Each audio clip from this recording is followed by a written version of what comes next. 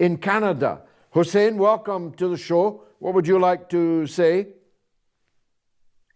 Mr. Galloway, it's a pleasure to have you and to have myself on your program. Mr. Galloway, I'll get straight to the point. The Syrian government has been backed by Russia for a long time, and Iran has faced widespread allegations of war crimes and human rights abuses. According to Amnesty International, the Syrian government's aerial bombardment of civilian areas has resulted in unlawful killings of thousands of civilians. The UN Commission of Inquiry on Syria has also documented numerous cases of war crimes, including chemical attacks, siege warfare, and torture. Furthermore, the Syrian Observatory for Human Rights estimates that over 500,000 civilians have been killed since the conflict began in 2011. These allegations and statistics raise serious concerns about the Syrian government's and Russia's actions in Syria. My question to you is, how do you respond to critics who argue that the Syrian government, with Russian support, has committed war crimes and violated human rights? Well, it would have more credibility if the people raising these allegations had done anything to stop the in plain sight genocide going on in Gaza.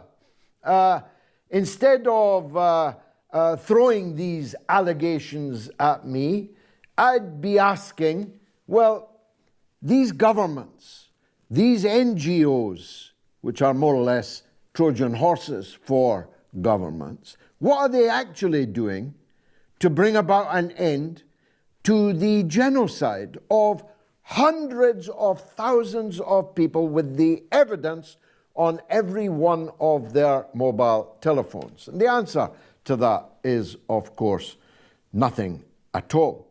Some have spoken about it.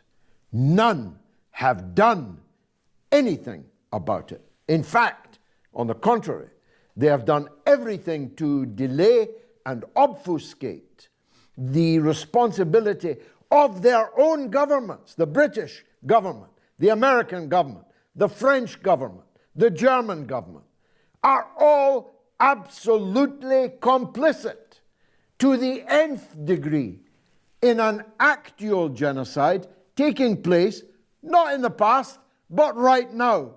So these allegations would have more credibility coming from people who had actually done something to bring about an end to the Holocaust in Gaza.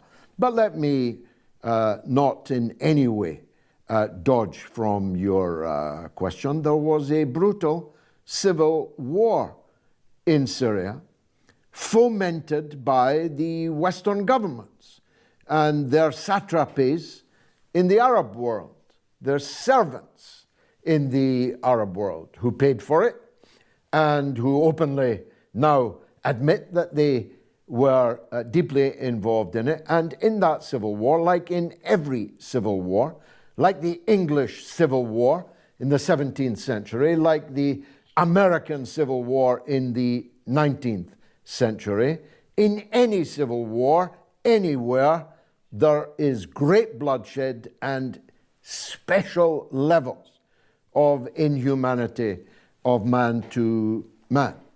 Now, the question is, should the Syrian regime and its allies have allowed the army, a kind of Mongol horde that had poured in from every part of the world, to cut throats, to behead people, to dismember them, to eat their organs? Should they have allowed them to prevail in that civil war?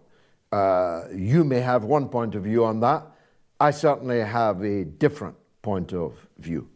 The hordes of foreign fanatics that were poured by Western governments into Syria had to be defeated, and they were defeated.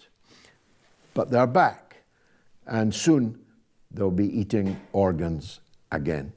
George Constanti is in